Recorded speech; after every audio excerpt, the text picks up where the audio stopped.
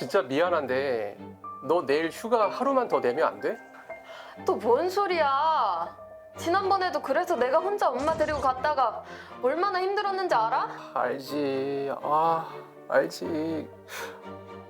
근데 어떡해. 나 내일 급한 일가 갑자기 잡혀서 나 그거 준비하느라 아직도 퇴근을 못하고 있어.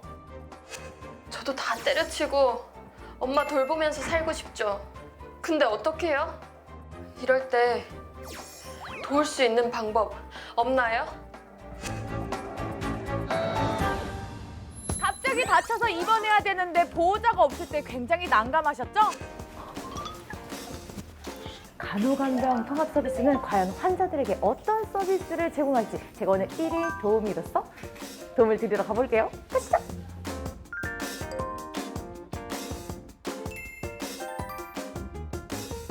어떤 점이 가장 좋으셨어요? 일단 가족들이 굉장히 마음이 안심이 되나 봐요. 편하고 비용 면에서도 한 10,000원 정도 추가밖에 안 하니까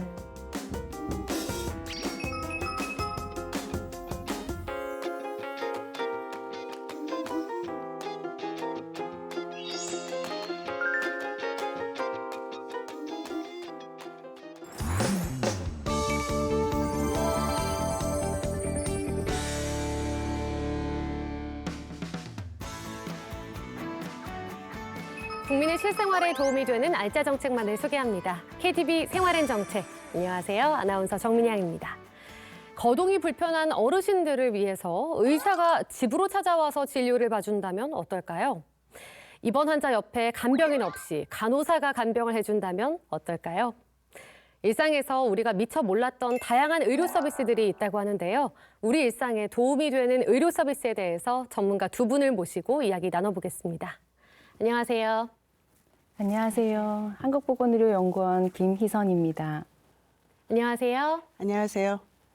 고려대학교 간호대학 교수 송준아입니다. 네, 두 분 다 의료 분야에서 지금 일을 하고 계시는데요. 현장에서 일을 하시면서 이런 의료 서비스는 정말 필요하다, 빨리 도움이 돼야 된다 이렇게 생각하시는 게 있을까요? 예, 제가 코로나 때 비대면으로 이제 의료 서비스를 받아본 적이 있습니다.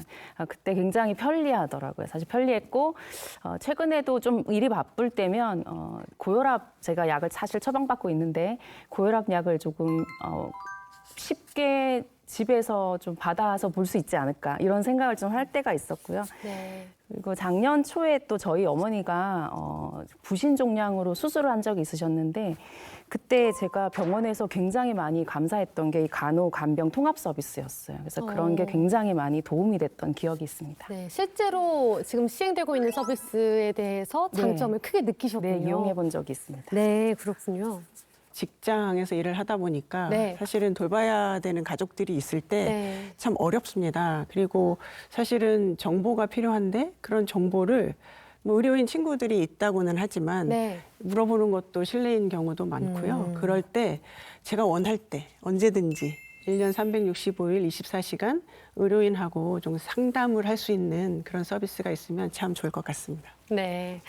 부모님이 건강하게 100세를 누리시면 좋겠지만 몸이 아파 거동이 불편하다면 어떻게 해야 할까요? 몸이 아픈 엄마를 병원에 모시고 가는 일로 언쟁을 벌이게 됐다는 한 남매의 이야기를 영상으로 만나보시죠.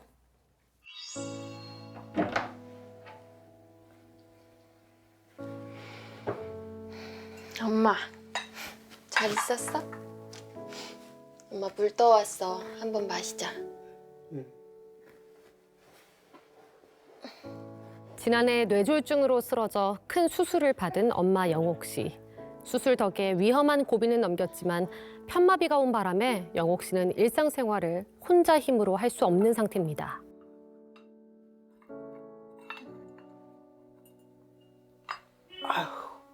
손에 힘이 빠져서 칠 수가 없네.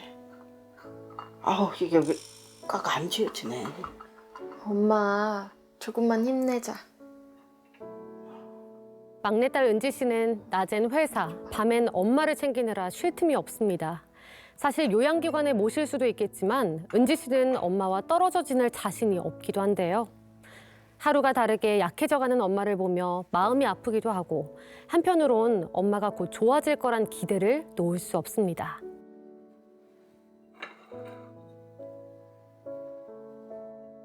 하지만 안타까운 현실은 물 한 모금조차 엄마 혼자 힘으론 마시기 힘들 만큼 엄마의 거동이 불편한 상황이란 거죠.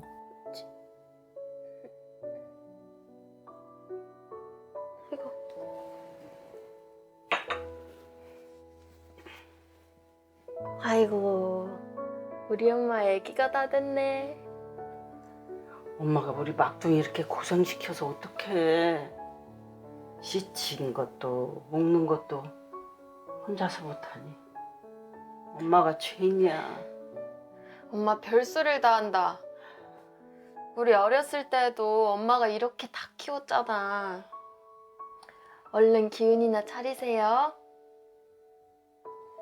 응. 아, 내일은 병원 갈 때 오빠가 갈 거야.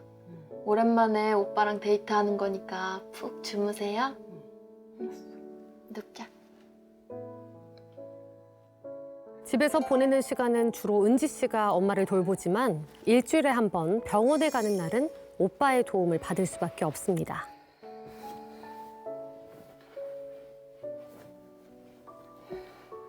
푹 주무셔. 응.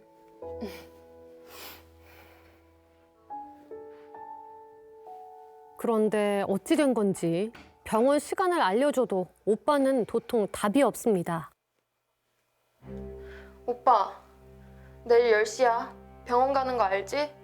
아, 맞다. 아, 진짜 미안한데 너 내일 휴가 하루만 더 내면 안 돼? 또 뭔 소리야?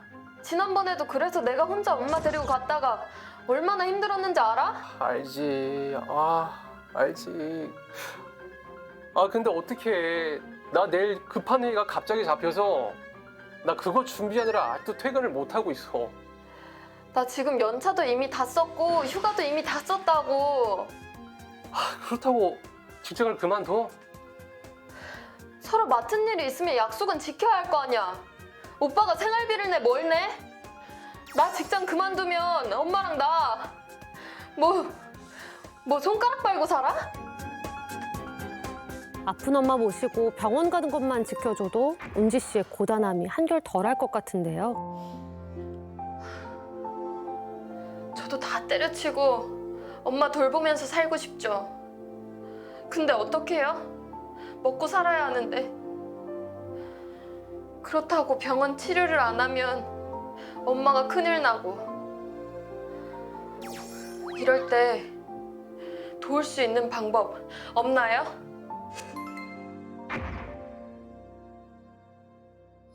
이렇게 보니까 이 막내딸이 일도 해야 하고요. 또 아픈 엄마를 돌봐야 하기도 하고 이러지도 저러지도 못하는 상황인데요. 이럴 때 도움을 받을 수 있는 의료 서비스가 있을까요? 네, 이렇게 일도 해야 되고 여러 가지 상황이 겹칠 때는 의사 선생님들이 집에 와주는 게 가장 좋겠죠. 그래서 이용할 수 있는 서비스 중에는 정부가 하는 장기요양 재택의료센터라는 게 있습니다. 네. 직접 방문하기 어려울 때, 거동이 불편해서 집에 있을 때 신청하게 되면은 의사 선생님과 비롯해서 간호사, 여러 선생님들이 집에 방문해서 적절한 치료를 해주는 그런 사업이라고 보시면 됩니다. 정말 이 VCR의 이 막내딸이 꼭 필요한 그런 의료 서비스가 아닌가 싶은데요. 장기요양 재택의료센터를 추진하게 된 배경이 있을 것 같아요. 네, 거동이 불편한 어르신들이 조기에 또 적절하게 치료를 못 받게 되면은 이분들은 결국 요양병원이나 요양시설로 가서 생을 마감해야 됩니다. 그런데 네. 이분들이 좀 거동이 불편해서 의료 서비스를 제약받지 않고 의사 선생님들이 오시게 되면 적절한 서비스를 굉장히 양질의 서비스를 받을 수 있는 길이 열리기 때문에 거주지에서 편안하게 가족과 함께 치료를 받을 수 있다는 장점이 있는 겁니다. 그래서 이런 서비스를 모든 거동이 불편한 노인들이 잘 받을 수 있도록 정부가 장기요양 재택의료 서비스와 같은 것들을 진행하고 있다고 보시면 됩니다. 네, 너무 좋은 서비스네요. 환자든 물론이고 또 이 환자의 가족들까지도 굉장히 마음이 좀 든든한 그런 마음이 들 것 같은데요. 장기요양 재택의료센터 사업인 만큼 이 장기요양 등급이 중요할 것 같아요. 어떤 분들을 대상으로 진행하고 있나요? 예, 2022년에 처음 이 사업을 시작했을 때는 제가 장기요양 1에서 4등급으로 거동이 불편하고 재택의료가 필요하신 어르신 주로 1, 2등급 위주였습니다. 네. 이들을 대상으로 했는데요. 2024년부터는 5등급과 인지 지원 등급까지 포함해서 치매로 병원 방문이 어려운 어르신들도 가정에서 의료 서비스를 받을 수 있게 되었습니다. 단, 요양시설 등에 입소한 어르신들은 제외가 됩니다. 지역 내 재택의료센터 또는 건강보험공단으로 서비스를 신청하면 재택의료팀이 방문해서 상담과 평가를 하게 됩니다. 주로 의사, 간호사, 사회복지사가 한 팀으로 구성이 되고요. 의원급 의료기관이 참여하고 있고 지방의료원이나 보건소, 보건진료원, 보건지소 등도 센터가 될 수 있습니다. 아, 너무 좋네요. 네. 받을 수 있는 지원 대상도 확대가 됐고 또 지역도 확대가 그렇습니다. 되었군요. 네. 네. 1차 시범 사업을 진행한 걸로 알고 있습니다. 자, 그렇다면 이용자들의 만족도가 어떤지 정말 궁금한데요. 어떤가요? 이제 보고서에 보면 9월 기준으로 23년 9월 기준으로 1,993명이 이용을 한 것으로 조사되어 있는데요. 만성병에 대한 통증 관리 또는 시각이나 청력이 감소하거나 아니면 낙상을 했거나 아니면 선망이 생겼을 때 이런 것들이 노인성 증후군이라고 하는데요. 노인성 증후군, 노인병 증후군을 가졌거나 아니면 복용약이 너무 많아서 좀 관리가 필요한 사람들을 대상으로 많이 신청을 하셨다고 합니다. 보시면 서비스 내용을 한 80%, 1993명 중에 80% 이상이 지역사회에 계속 나를 거주할 수 있게 도움을 준다. 매우 만족했다고 되어 있고요. 구체적으로 살펴보시면요. 만성질환자는 처방률 같은 것들이 대리로 일어나는 것들도 굉장히 중요합니다. 대리 처방률 같은 것들이 좀 감소했고 응급실 방문하면 큰일이죠, 사실. 그런데 응급실 방문 횟수가 줄어드는 등의 사업의 실제적인 효과가 있었다고 말씀드릴 수 있습니다. 직접 사용해본 이용자들의 80%가 만족을 했다고 하니까 정말 좋은 서비스가 제공되고 있구나. 네. 필요한 서비스였다 이런 생각이 듭니다. 시청자 여러분은 한밤중에 몸이 아프다면 어떻게 하시나요? 일단 응급실부터 찾으시나요? 이럴 때는 어떻게 하는 것이 좋을지 궁금한데요. 영상으로 만나보시죠.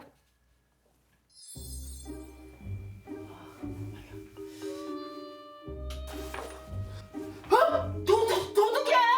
도둑? 어디? 장모님, 저예요, 저. 아니 김서방 왜 그러고 있어? 자기야, 갑자기 왜 그래? 어디 아파? 아니, 모르겠어. 갑자기 오한이 막 들더니 배가 너무 아픈 거야. 아니 그럼 응급실에 가야지. 근데 응급실 갈 정도로 그렇게 아픈 건 아닌데 그렇다고 또 안 아픈 것도 아니고. 아이고 뭔 답답한 소리야. 119 불러 빨리. 응급실 가야지. 아니에요, 장모님. 이런 휴일에 응급실 가는 거 민폐래요. 그냥 병원 문 열 때까지 참아볼게요. 자기야, 자기 저번에 배 아팠을 때 거기 갔던 병원 어디였지? 그건 왜? 거기 비대면 진료가 가능하다 그랬어. 뭐? 비대면 뭐? 그게 휴일이나 주말에도 이렇게 아프면 병원에 안 가더라도 진료가 가능한 곳이야. 아니 그래서 그 비대면 진료는 어떻게 하는 건데? 그게 나도 된다는 소리만 들었지 잘 모르겠네. 비대면 진료 그거 어떻게 하는 거죠?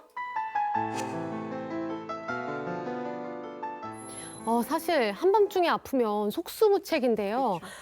이 비대면 진료가 코로나19 때에도 시행이 됐었습니다. 그런데 앞으로 확대될 예정이라고요? 예.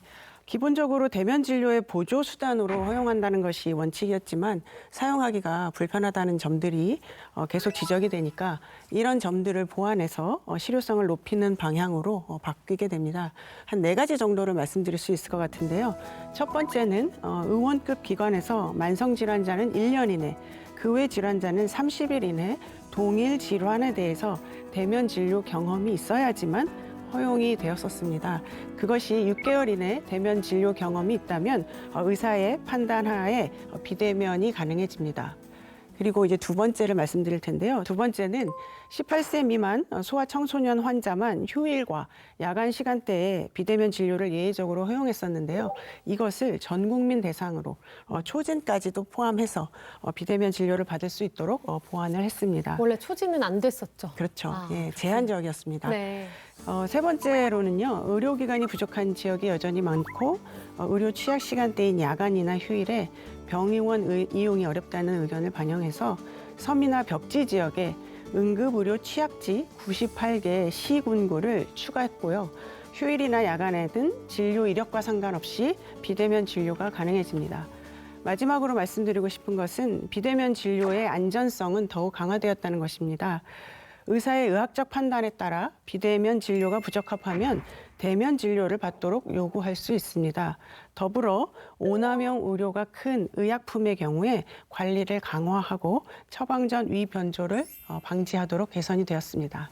네, 학부모나 또는 이렇게 직장인 또는 이렇게 취약지역에 계신 분들께서 또는 거동이 불편하신 분들까지도 굉장히 반가워할 소식인 것 같습니다. 네, 맞습니다. 네, 그렇다면 이 비대면 진료를 어떻게 할 수 있는지 방법에 대해서 궁금하실 텐데요. 병원에 직접 전화를 해야 되는지 아니면 모바일 앱을 다운을 받아야 하는지 어떻게 할 수 있는지 소개 부탁드립니다. 예, 저희가 팬데믹 당시에는 한시적으로 비대면 진료를 허용했었었죠. 그때 스마트폰으로 어플리케이션을 다운받아서 할 수가 있었는데요. 네. 그러고 나서 코로나가 조금 유행이 감소한 다음에는 비대면 진료 시범 사업을 정부가 시작을 했었습니다. 그래서 그 시범 사업에서는 초진 여부를 판단하거나 또 약 배송이 어렵거나 이런 문제 때문에 국민들이 너무 불편하니까 이용을 잘 안 하게 됐었어요. 그러다 보니 최근에 작년 12월 15일인데요. 23년 12월 15일에 초진에 대한 기준이나 휴일이나 야간에 좀 비대면 진료를 이용할 수 있도록 하는 그런 조치를 보완 조치라고 하는데 보완 조치를 함으로 인해서 그 부분들이 많이 개선되어졌어요. 그래서 국민들이 많이 이제 알려졌고 지금은 어플리케이션 스마트폰에 깔아서 비대면 진료를 충분히 이용하실 수 있으십니다. 정말 이제는 스마트폰 하나로 병원까지 진료까지 볼 수 있게 되니까 정말 간편한 것 같아요. 저도 코로나19에 걸렸을 때 외출이 자유롭지가 않잖아요. 네, 이때 비대면 진료를 통해서 진료를 받으니까 굉장히 편리했던 경험이 있는데 많은 분들이 이 동일한 서비스를 누리실 수 있을 것 같아서 다행이라는 생각이 듭니다. 그런데요, 이 진료라는 게 처방을 받아야 끝나는 거잖아요. 그렇다면 이 약은 어떻게 처방을 받을 수 있을까요? 예, 일단 의사가 안전하다고 판단하는 경우는 처방이 가능합니다. 그렇지만 90일을 초과해서는 처방을 받을 수가 없습니다. 처방전은 환자가 지정한 약국에 의료기관이 직접 팩스와 이메일 등으로 송부를 하고요. 처방전 위변조를 방지하기 위해 앱을 이용한다면 원본 처방전 다운로드는 금지가 됩니다. 의약품은 약국을 방문하여 본인이나 대리 수령하는 것을 원칙으로 하지만 접근성이 낮은 섬이나 벽지 환자나 거동 불편자에 한해서는 재택 수령이 가능합니다. 네, 그렇군요. 비대면 진료에 앞서서 꼭 알아두어야 할, 숙지해야 할 사항이 있다면 무엇이 있을까요? 예, 굉장히 좋은 질문을 해주셨는데요. 모든 상황에서 대면 진료를 비대면으로 바꿀 수 있다. 이것은 잘못된 생각입니다. 조건이 붙는데요. 의사가 안전하다고 판단하는 경우만 가능하다는 것을 기억하셨으면 좋겠습니다. 또 진료나 처방, 방문 등 진료의사의 판단을 존중하고 협조하시는 것이 중요합니다. 의료기관을 방문하도록 권유받으면 빠르게 대처해야 하는 건 당연한 거고요. 무엇보다 대면 진료가 원칙이라는 것과 대면 진료를 할 수 없는 상황에서 비대면 진료를 대신하는 것이기 때문에 대면 진료를 받았던 의료기관을 먼저 선택하시고 거주지와 가까운 의료기관을 우선적으로 고려하셔야 합니다. 마지막으로 비대면 진료 시 처방받을 수 없는 약도 있다는 것을 아셔야 되는데요. 마약이나 향정신성 의약품, 발기부전 치료제 등 오남용 의료가 있는 의약품 또는 사후 피임약 등이 여기에 해당이 됩니다. 그리고 90일치 이상의 처방은 불가합니다. 기억해 주세요. 네, 아무래도 이 지속적인 모니터링을 통해서 실효성과 안전성까지도 보장이 되어야 할 것 같습니다. 우리 생활에 도움이 되는 의료 서비스에 대해서 알아보고 있습니다. 비대면 진료에 대해서 관심이 높은데요. 이 비대면 진료와 관련한 알쏭달쏭한 내용들을 OX 퀴즈로 속 시원하게 알아보겠습니다. 휴일 야간에는 어느 병원에서나 비대면 진료가 가능하다. 하나, 둘, 셋. 네, 모두 X를 들어주셨습니다. 설명 들어볼게요. 예, 의원에서는 가능합니다. 단 병원, 종합병원급에서는 좀 조건이 달라지는데요. 병원급에서는 동일 의료기관에서 대면 진료 경험이 있는 희귀 질환자가 1년 이내 진료를 받는 경우나 수술 및 치료 후 지속적 관리가 필요한 환자의 경우 30일 이내에 가능합니다. 아, 그렇군요. 그러니까 모든 병원에서 가능한 건 아니다. 그렇죠. 그러니까 평소에 그러면 집 근처에 휴일 야간에 비대면 진료하는 병원을 좀 체크를 해놓으면 그렇죠. 응급 상황 때 좀 손쉽게 이용을 네, 할 수가 있겠네요. 맞습니다. 네. 두 번째 질문 이어서 보겠습니다. 휴일 야간에 처방이나 약 배송은 하지 않는다. 하나, 둘, 셋. 하나요? 이거 그분들도 조금 쉬셔야 될 것 같기도 한데. 아니면은 휴일이니까 이제 뭐 배우잖아. 가족들이 가서 좀 픽업을 할 수 있지 않을까 싶기도 한데 어떤가요? 사실 약이 의사가 안전하다고 판단하는 경우에는 처방이 가능하긴 한데요. 사실 실제적으로 약 배송이 지금 비대면 의료 서비스에 포함되어 있지 않아서 조금 어렵고, 그러나 혹시 이제 여러분이 계시는 곳이 섬이나 벽지거나 이제 도서상관이거나 65세 이상의 감염병으로 확진이 됐거나 희귀 질환자인 경우에는 약 배송을 추가해서 받으실 수는 있습니다. 네, 알겠습니다. 병원에 입원했을 때 가장 걱정되는 부분이 간병이라고 합니다. 간병인을 구하기도 어렵고요. 이 비용도 만만치 않다고 하는데요. 이 간병 문제를 해결할 수 있는 의료 서비스가 있다고 해서 정들레 리포터가 현장을 찾았습니다. 영상으로 만나보시죠. 안녕하세요. KTV 생활은 정책의 리포터 정들레입니다. 갑자기 다쳐서 입원해야 되는데 보호자가 없을 때 굉장히 난감하셨죠? 그렇다고 해서 간병을 쓰기에는 비용이 너무 부담스럽고요. 그럴 때 간호간병 통합 서비스라는 아주 좋은 의료 서비스가 있다고 해서 제가 찾아왔는데요. 그 서비스는 과연 일반 서비스는 어떻게 다른지 저와 함께 알아보도록 하겠습니다. 가보시죠. 알뜰살뜰한 생활 속 의료 서비스 알아보러 병원으로 갑니다. 이곳이 바로 간호간병 통합병동인데요. 이곳에 바로 환자분이 또 이렇게 수술을 받고 입원해 계신다고 합니다. 과연 어떤 서비스를 잘 받고 계신지 들어가서 한번 여쭤볼게요. 환자분이 쉬는데 방해될까 조심조심 들어가 봤는데요. 수술 후 회복 중이라는 50대 주부 이정은 씨입니다. 실례지만 어디 수술하신 거세요? 허리 디스크 했어요. 몇 년 전부터 좀 아프긴 했었는데 한 2년 전에 이제 수술 좀 했으면 좋겠다 하더라고요. 수술하면은 간병인이 있어야 되잖아요. 네. 근데 뭐 애들 학교 가고 남편 직장 다니고 이러면 간병인이 없으니까 여기서 어떻게 알게 됐어요, 수술할 때. 이정은 씨는 병원에서 간병이 제공된다는 안내를 듣고 바로 수술을 결정했다는데요. 간호간병 통합 서비스 뭘까요? 안녕하세요. 안녕하세요. 네. 아니, 간호간병 통합병동은 일반 병동과 어떤 점이 다를까요? 간호간병 통합서비스 병동은 환자의 보호자와 간병인이 상주하지 않고 간호 전문 인력에 의해서 케어를 받는 시스템입니다. 이 병원 안에는 통합병동이 몇 % 정도 차지하나요? 저희 100%입니다.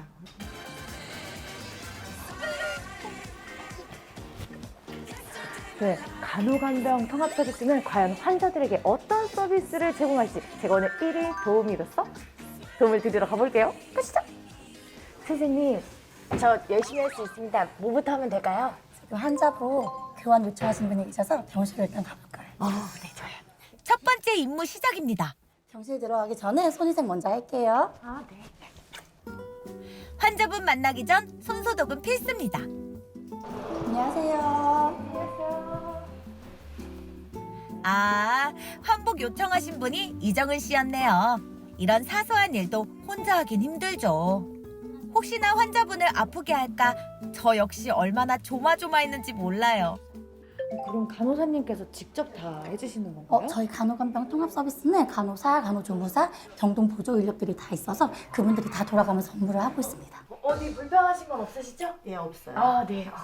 마침 딱 점심시간이더라고요. 식사 시간이 되면 이렇게 편히 밥을 먹을 수 있도록 도와주는 것도 서비스 중 하나인데요. 하나하나 불편함 없도록 간호사님이 어찌나 살뜰히 챙겨주시는지 보는 제가 다 감동이었어요. 집에서는 항상 제가 하고 제가 차리잖아요. 어디 나가도 남이 해주는 밥이 제일 맛있는 거 아시죠? 너무 맛있어요. 주부님들 인정?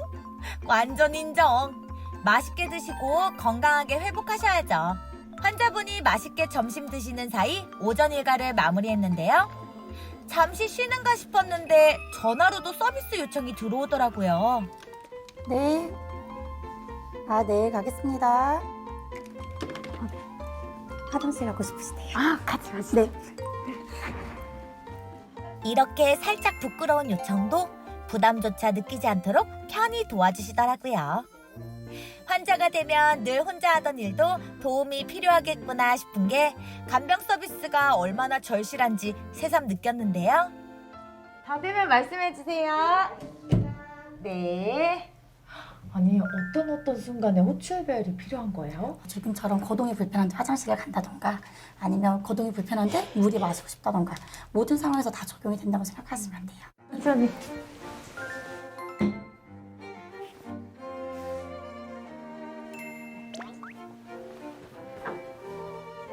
더 필요한 건 없으세요? 아니요, 없어요. 고맙습니다.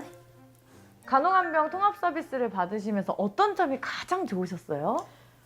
다 좋아요. 다 좋은데 일단 가족들이 굉장히 마음이 안심이 되나 봐요. 편하고 저 역시 식구들이 와서 뭐 시간 할애하면서 뺏어 와야 되잖아요. 근데 그거 없이 그냥 와서 이렇게 상주하면서 도와주시니까 너무 좋아요. 마음도 편하고 비용 면에서도 한 10,000원 정도 추가밖에 안 하니까 그것도 좋고 부담이 없고요. 다인실의 경우 1만 원 정도의 비용이면 이렇게 살뜰한 보살핌을 받을 수 있으니 간병비 부담 싹 잊을 수 있겠죠.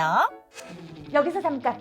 호출벨 사용에도 매너가 있다는 거 알고 계신가요? 이렇게 편한 만큼 꼭 지켜줘야 할 이번 매너도 있답니다.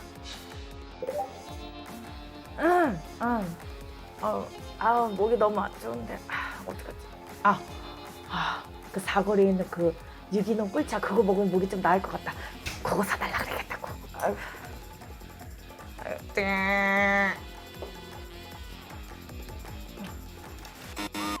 사적 심부름은 자제해주세요.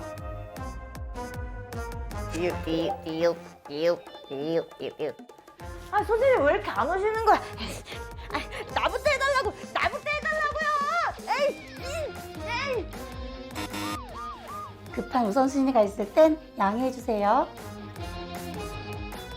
아니 저 사람은 머리도 감겨주고 화장실도 같이 가지고 이렇게 계속 옆에서 붙어가지고 이거 쫙 다 해주면서 왜 나는 아무것도 안 해줘요? 나도 저거 해줘요. 환자의 상태에 따라 제공되는 서비스를 확인해주세요. 제가 오늘 간호간병 통합 의료 서비스 1일 도우미로 함께 해봤는데요. 병원에서는 환자들에게 적은 부담으로 좋은 의료 서비스를 보답하고 환자분들은 또 보호자 없이도 이렇게 좋은 의료 서비스를 받을 수 있으니 정말 좋은 정보인 것 같아요. 여러분들도 이렇게 좋은 의료 서비스 꼭 기억하세요. 네, 이렇게 영상 함께 봤는데요. 어떻게 보셨나요, 교수님? 예, 정말 편리한 서비스인 것 같은데 네. 사실은 그 병동에서 일하는 그 전문 인력들은 많이 어렵긴 합니다. 그래서 인력 서포트가 충분히 되면 보다 나은 서비스가 국민들께 전달이 될 수 있을 것 같아서 그런 기대도 좀 해봅니다. 네. 자, 그렇다면 이 간호간병 서비스란 구체적으로 어떤 서비스인지 설명 부탁드릴게요.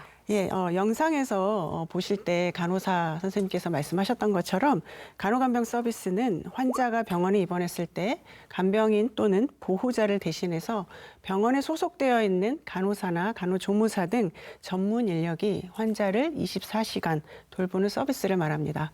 네. 그러니까 기존에는 이제 보호자, 가족들이나 보호자가 따로 와서 그렇죠. 간병을 해야 하거나 또는 간병인을 따로 고용을 해야 했었다면 이제는 간호사, 분들께서 또는 간호조무사분들께서 이 의료 서비스를 직접 해주시는 거군요. 맞습니다. 네, 가족들도 환자도 정말 안심이 되는 부분일 것 같은데, 자 그렇다면 이 간호간병 통합 서비스가 의료기관 전체 병동으로 확대가 되는 건가요? 영상에서는 확대가 되었었거든요. 예, 맞습니다. 네. 기존에는 중증 환자가 배제되고 간병이 다소 쉬운 환자들 위주로 서비스가 제공된다거나 대형 병원은 참여 가능한 병동의 개수가 제한되는 등 사용자들이 직접 느낄 수 있는 체감도가 부족하다는 지적이 있었습니다. 네. 그래서 이런 점을 보완해서 이제 확대를 하게 되었는데요. 먼저 의료기관 내 일부 병동만 적용하던 것을 의료기관 전체로 확대해서 7월부터는 중증 수술 환자, 치매, 선망 환자 등 중증도와 간병 요구도가 높은 환자들을 위한 중증 전담 병실이 운영이 됩니다. 그렇군요. 네, 이는 상급 종합병원 45곳과 500병상 이상 종합병원 30곳 등의 우선 도입 후에 단계적으로 적용이 될 예정입니다. 그리고 간호 인력의 근무 부담이 높았던 점을 고려해서요. 간호사는 1인당 환자 4명을 담당하게 하고 간호조무사는 3.3배로 늘려서 1인당 환자 8명을 담당하도록 합니다. 결혼 간호사가 생기면 대체 간호사가 이를 충당하도록 하고 야간 전담 간호조무사를 배치하도록 했습니다.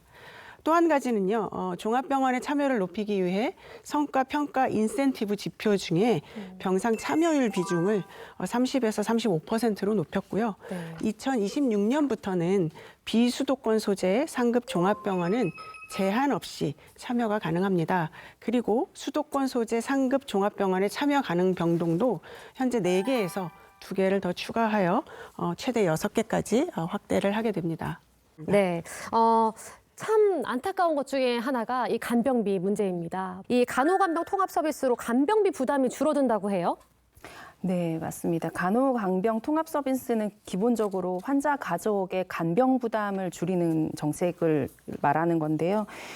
추정해 보면 사적 간병비 부담이 상당히 최근에 많이 증가했기 때문에 네. 약 10조 7천억 원 정도가 된다고 합니다. 그 10조 이상이 넘는 돈이 사실은 국가가 국민이 이런 사적인 부담을 지지 않도록 하는 정책이 간호간병 통합 서비스라고 볼 수가 있어서 이 간호간병 통합 서비스를 정부가 적극적으로 지원하고 있는 그런 상황이라고 설명드릴 수 있겠습니다. 병원에서 퇴원해서 집으로 돌아왔다 하더라도 여전히 의료, 간호, 돌봄 서비스가 필요한 경우가 많습니다. 이런 경우를 위해서 방문형 간호 통합 제공 센터를 만들어 퇴원 환자 등에게 필요한 간호 서비스를 보다 쉽게 받을 수 있도록 하고요. 단기에 긴급하게 돌봄이 필요한 환자를 위해서도 긴급 돌봄 지원 사업을 신설해서 사회 서비스 바우처 형식으로 서비스를 이용하는 방안도 마련 중입니다.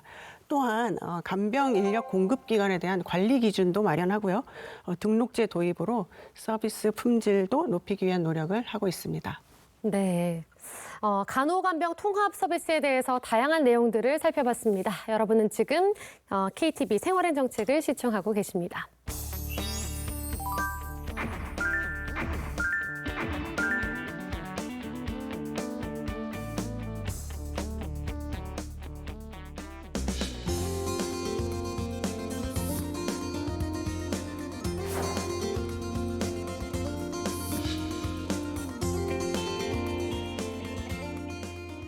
이어서 시청자 여러분의 궁금증을 풀어드리는 시간입니다. 의료 서비스와 관련해서 궁금한 질문이나 내용을 보내주셨는데요.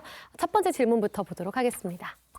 네, 최근 어머니께서 치매 판정을 받으셨습니다. 공단에 장기 요양 서비스가 있다는 것은 알고 있지만 종류가 다양해서 어떤 것을 신청해야 할지 막막한 기분이 드는데요. 장기 요양 보험 통합 재가 서비스에 대해서 알려주세요. 라고 질문 보내주셨습니다. 네, 우리나라 장기요양 서비스는 국민건강보험공단에 신청하면 신청해서 그 등급을 판정받게 됩니다. 등급이 1에서 5등급이 있고 인지지원 등급까지 총 6개의 등급으로 나눠지는데요. 그중에 시설급여와 재가급여, 그러니까 시설에서 받을 수 있는 서비스와 집에서 받을 수 있는 서비스로 이렇게 크게 나눠지는데 시설에서 받을 수 있는 분들은 1등급하고 2등급을 받으신 분들만 가능하고 집에서 서비스는 모든 등급들이 다 받으실 수 있습니다. 우리나라에서는 재가 서비스를 주 야간 보호, 그다음에 방문 요양, 방문 목욕, 방문 간호, 단기 보호 이런 5가지 주된 서비스가 있는데요. 그 모든 것들을 따로따로 신청해서 받았다면 이 통합 재가 서비스는 모든 것들을 패키지로 묶어서 할 수 있다고 보시면 됩니다. 굉장히 편리해지는 것이고요.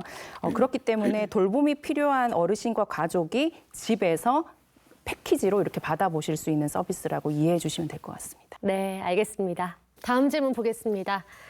정부에서 장기 요양 서비스를 강화해 나갈 예정인 것으로 알고 있습니다. 집에서 어떤 의료 서비스를 받을 수 있는지 궁금합니다. 라고 해주셨네요. 이 부분에 있어서는 제3차 장기 요양 기본 계획에 대해서 말씀을 드리면 이해가 좀 쉬울 것으로 생각이 됩니다. 제3차 장기 요양 기본 계획의 가장 핵심은 살던 곳에서 편안히 노후를 보낼 수 있도록 재가급여를 강화한다는 점입니다. 우선 가정에 계시는 장기요양 1, 2등급 어르신도 요양시설에 입소한 어르신들과 똑같은 동일한 수준으로 충분히 지원을 받을 수 있도록 월 한도액을 단계적으로 높이려 합니다. 또한 8시간 방문 요양 이용 가능 횟수를 월 6일에서 8일로 확대를 하게 됩니다. 또 집에서 상시 돌봄을 받을 수 있도록 계획된 시간 외에도 서비스를 제공하는 수시 방문 서비스, 재가 환경 개선, 이동 지원을 예비 및 시범 사업을 통해 도입하고요. 가정에서 돌보는 가족의 돌봄 부담을 덜 수 있도록 치매 가족 휴가제를 계속 확대하고 치매 수급자뿐만이 아니라 1, 2등급 중증 수급자도 혜택을 받을 수 있도록 하고요. 단기 보호를 연 9일에서 12일로 종일 방문 요양을 연 18회에서 24회로 확대를 합니다. 65개소에 실시되던 가족 지원 체계를 전국 227개소에서 제공을 하게 되는 거죠. 네, 그렇군요.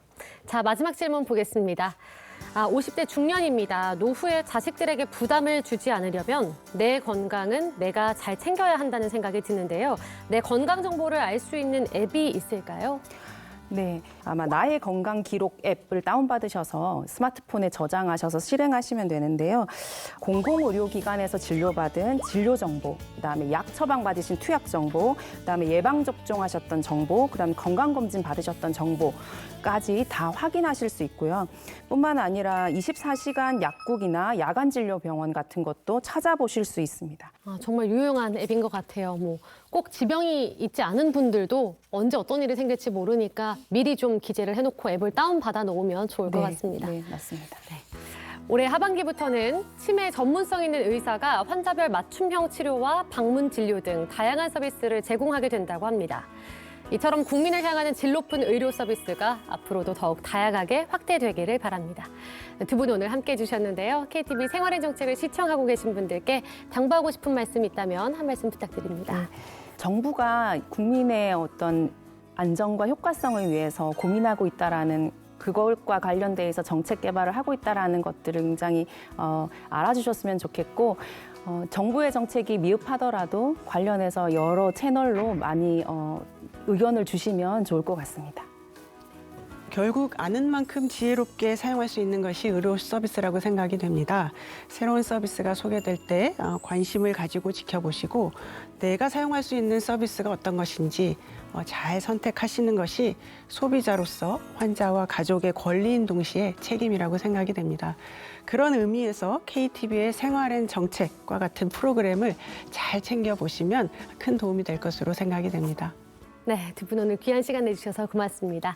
다음 주에도 국민 여러분께 더 많은 도움이 되는 KTV 생활엔 정책으로 찾아뵙도록 하겠습니다. 시청해주신 여러분 고맙습니다.